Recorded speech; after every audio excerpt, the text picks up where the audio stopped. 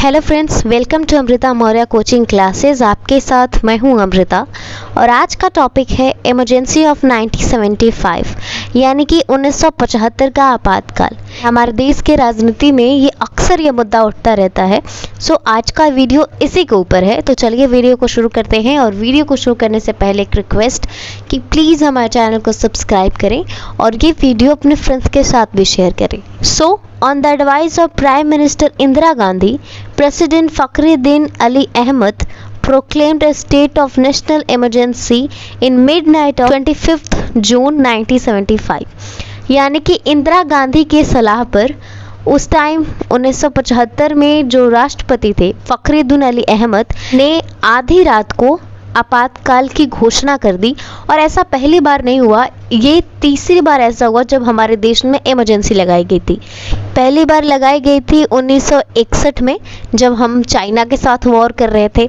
दूसरी बार लगाया गया था 1971 में जब हम पाकिस्तान के साथ लड़ रहे थे। यानी कि ये तीसरी बार हुआ जब देश में आपातकाल की घोषणा की गई। On June 26 from All India Radio Studios, Prime Minister Indira Gandhi said, President had proclaimed national emergency. There is nothing to worry about. यानी कि 25 जून को इमरजेंसी लगने के बाद अगली सुबह 26 जून को प्राइम मिनिस्टर इंदिरा गांधी जो हैं वो ऑल इंडिया रेडियो के थ्रू पूरे देशवासियों को संबोधित करती हैं और वो कहती हैं कि राष्ट्रपति ने इमरजेंसी घोषित कर दी है, लगा दी है, लेकिन इसमें कोई चिंता की बात नहीं है, कोई घबराहट की बात नहीं है, क्योंकि इंदिरा गांधी के हिसाब से ये जो इमरजेंसी थी ये भारत और भारत के लोगों की भलाई के लिए थी। The emergency in India was a 21 month period from 1975 to 1977 declared under Article 352 of Indian Constitution। यानी कि ये जो आपातकाल रहा ये 21 महीने का था जो 1975 से शुरू हुआ और 1977 में जाके ख़त्म हुआ। और ये भारत के संविधान के अनुच्छेद 352 के तहत इस आपातकाल को लगाया गया, इस इमरजेंसी को अनाउंस किया गया। और इससे पहले कि हम इस इमरजेंसी से रिलेटेड और भी बातें पढ़ें, अब हम पहले समझ लेते हैं कि आर्टिकल 352 है क्या। So under article 352 president can declare national emergency if India security is threatened bye war, external aggression और आर्म्ड रिबेलियन। यानी कि इस अनुच्छेद के हिसाब से भारत के जो राष्ट्रपति हैं वो आपातकाल की घोषणा तभी कर सकते हैं जब भारत को किसी युद्ध से या फिर बाहर से होने वाले किसी अटैक, आक्रमण से खतरा हो या फिर भारत में सशस्त्र विद्रोह की सिचुएशन हो।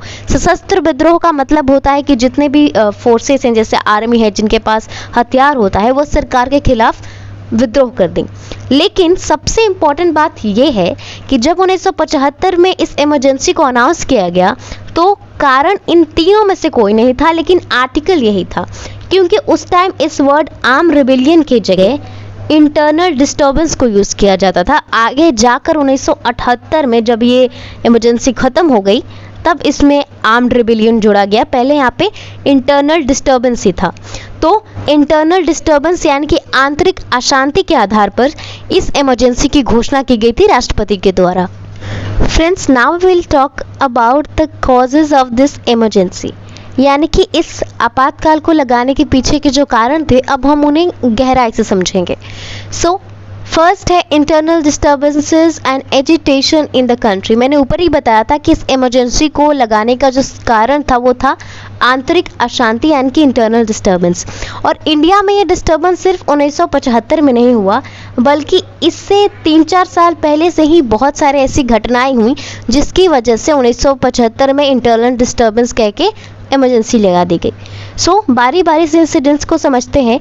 उस टाइम जो कच्चा तेल होता है, जैसे क्रूड ऑयल कहा जाता है, उसका दाम बहुत ज़्यादा बढ़ गया, लगभग 300% से बढ़ गया, जिसकी वजह से देश में महंगाई काफ़ी बढ़ गई और लोग इंदिरा गांधी सरकार के खिलाफ सड़कों पे थे, लोग विरोध कर रहे थे।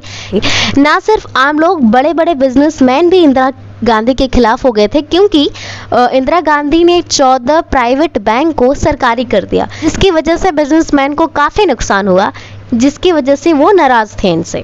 नेक्स्ट है movements in Bihar leaded by Jayaprakash Narayan. Prakash Narayan द्वारा बिहार में चलने वाला बिहार आंदोलन जो 1974 में शुरू हुआ, ये बेसिकली एक छात्र आंदोलन था। जयप्रकाश नारायण ने जितने भी स्टूडेंट हैं उन्हें कहा कि आप इस सरकार के खिलाफ विरोध करें, इसके जो भ्रष्टाचार है इसके खिलाफ आप विरोध करें और बिल्कुल भी सरकार से डरने की ज़रूरत नहीं है। और इतना ही नहीं, इन्होंने जो आर्मी है, जो पुलिस है, उन्हें भी ये कह दिया कि वो सरकार के खिलाफ रिवॉल्ट कर दें, विद्रोह कर दें। इसीलिए ये कहा जाता है कि अगर इंदिरा गांधी ने इमरजेंसी लगाई तो उसमें सबसे बड़ा हाथ जयप्रकाश नारायण का था कि उन्होंने एक ऐसी सिचुएशन क्रिएट कर दी जिससे इंदिरा गांधी का निकलना काफ़ी मुश्किल था।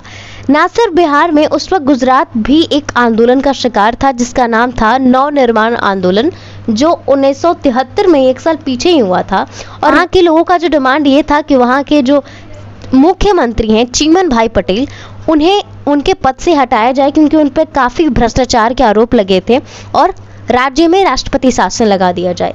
लोग सड़कों पर उतर आए, बसें फोड़ी, अलग अलग चीज़ें हुई। आखिर में जाकर इंदिरा गांधी को हार मानना पड़ा और उन्होंने चीमन भाई पटेल को हटा दिया और गुजरात में राष्ट्रपति शासन लगा दिया। सो नेक्स्ट है high court of Allahabad given the judgement in 1975 that Indira Gandhi win was invalid. 1971 के चुनाव में इंदिरा गांधी रायबरेली की सीट से जीती थी, लेकिन उस टाइम जो उनके अपोजिशन में खड़े थे राजनारायण सिंह, उन्होंने इलाहाबाद हाई कोर्ट में एक मामला दायर किया कि इंदिरा गांधी ने जितने भी सरकारी अथॉरिटीज़ हैं, सरकारी लोगों का प्रयोग किया है, यानी कि गलत तरीके से चुनाव जीती हैं। और इसका फैसला 1975 में आया जब इलाहाबाद कोर्ट ने इन्हें कह दिया कि आपकी जो जीत है वो गलत है, आपने गलत तरीके से जीती है और आपको ये सीट छोड़ देनी चाहिए, आपको छोड़ना होगा। ये फैसला इलाहाबाद हाई कोर्ट का था। इसके बाद इंदिरा गांधी सुप्रीम कोर्ट में भी गई, वहाँ पर भी उन्हें कोई राहत नहीं मिली और इंदिरा गांधी को ये कह दिया गया कि 6 साल तक अब वो किसी भी इलेक्शन में भाग नहीं ले सकती, किसी भी पोस्ट पे नहीं बनी रह सकती। और यही सबसे बड़ा कारण था, माना जाता है कि इंदिरा गांधी को जब लगा कि अब उनकी पावर जाने वाली है, वो सत्ता से बाहर होने वाली हैं, तो इस चीज़ से बचने के लिए इन आंदोलनों का सहारा लेते हुए उन्होंने कह दिया कि देश में आंतरिक अशांति फैली है और उन्होंने इमरजेंसी को अनाउंस कर दिया। Incident took place during emergency, यानी कि अब हम उन एक्शंस के बारे में बात करेंगे, उन घटनाओं के बारे में बात करेंगे जो आपातकाल के दौरान देश में हुई। सो fundamental rights of the people where taken away, यानी कि लोगों से उनके अधिकार छीन लिए गए और कोई भी इस गवर्नमेंट के खिलाफ नहीं बोल सकता था कि सरकार गलत कर रही है। और जो कोई भी इस इमरजेंसी के खिलाफ, सरकार के खिलाफ बोलता था, सरकार उसे गिरफ्तार कर लेती थी, जेल में डाल देती थी। Many opposition leaders such as LK Advani, Jayaprakash Narayan, Charan Singh, Morarji Desai were get arrested, यानी कि बहुत सारे ऐसे विपक्षी नेता थे जिन्हें जेल में डाल दिया गया, चाहे वो मोरारजी देसाई हो, लाल कृष्ण आडवाणी हो, चरण सिंह हो या फिर जयप्रकाश नारायण हो। Parties like RSS and Jamaate Islami where ban, यानी कि RSS और जमाती इस्लामी जैसी जो पार्टी थी, जगह इन पे रोक लगा दी गई और अब ये कोई अपनी कोई सभा नहीं कर सकते, कोई भी आंदोलन नहीं कर सकते, इन्हें पूरी तरह से रोक दिया गया। नेक्स्ट है electricity to all the news centre were cut in night of 25 June, यानी कि जिस दिन इमरजेंसी को अनाउंस किया गया उसी रात जितने भी अखबार केंद्र थे उनकी बिजली काट दी गई ताकि वो कोई भी अखबार इस इमरजेंसी के खिलाफ, सरकार के खिलाफ कुछ ना लिखे, यानी अखबार और न्यूज़पेपर पर सेंसरशिप लगा दी गई। Now will talk about withdrawal of national emergency, यानी कि आपातकाल वापस कब लिया गया, ख़त्म कब हुआ। Indira Gandhi withdrew emergency on 21 March 1977, election were declared, यानी कि इंदिरा गांधी ने 21 मार्च 1977 को अचानक से इस आपातकाल को ख़त्म कर दिया गया। और इसके पीछे का कारण ये बताया जाता है कि जितने भी पश्चिमी देश के अखबार थे उन्होंने इंदिरा गांधी को एक डिटेक्टर के रूप, यानी कि एक निरंकुश राजा के रूप में दिखाया कि वो भारत को कैसे कंट्रोल कर रही हैं, वहाँ के लोगों का अधिकार नहीं है, अखबार को बैन कर दिया गया है। और साथ ही साथ इंदिरा गांधी के जो करीबी मेंबर्स थे उनके पार्टी के, उन्होंने इंदिरा गांधी को सही सूचना नहीं दी। उन्होंने कहा कि अगर अभी इमरजेंसी को ख़त्म की जाती है और इलेक्शन हो जाते हैं, अभी भी 2 साल इमरजेंसी के होने के बाद भी फिर भी हम ही इलेक्शन में जीतेंगे, जिसकी वजह से इंदिरा गांधी ने इस इमरजेंसी को ख़त्म कर दिया और देश में इलेक्शन की घोषणा हो गई, चुनाव की घोषणा हो गई।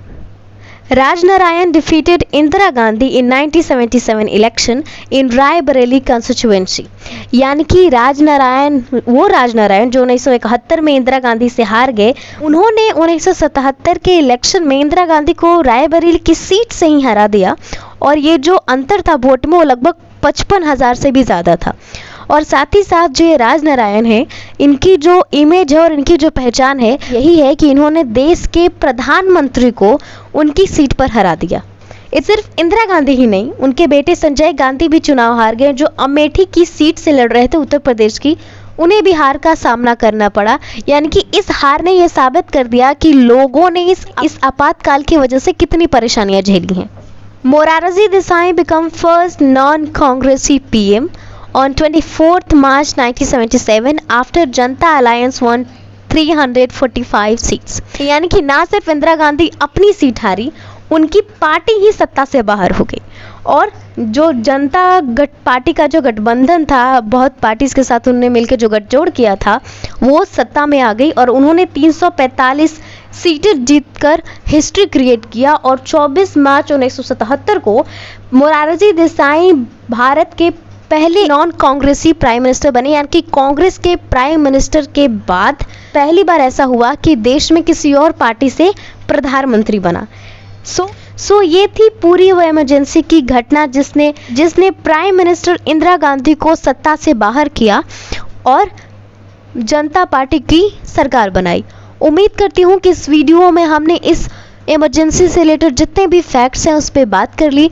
Thanks for watching our full video and don't forget to subscribe our channel.